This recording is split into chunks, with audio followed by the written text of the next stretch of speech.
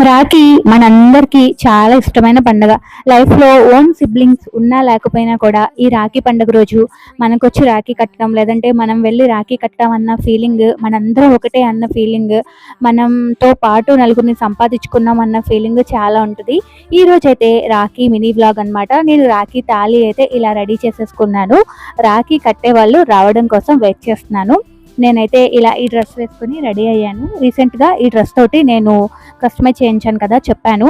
మా బాబుకి own siblings లేకపోయినా రాఖీ రోజు ఎప్పుడు కూడా హ్యాండ్ ఖాళీ ఉండదు. వాడు పుట్టినప్పటి నుంచే ఎవ్వరో ఒకళ్ళు వచ్చి ఆ టైంకి రాఖీ అయితే టై చేస్తారు. సో, ఆ ఫీలింగ్ నాకు చాలా బావుంటుందనమాట. ఇంకా వచ్చే వాళ్ళ కోసం స్నాక్స్ ప్రిపేర్ చేయాలి కదా! దానికోసం ఇక్కడ బిగ్ సమోసా అయితే ఆర్డర్ చేశాను కేఎఫ్ బేకర్స్ నుంచి.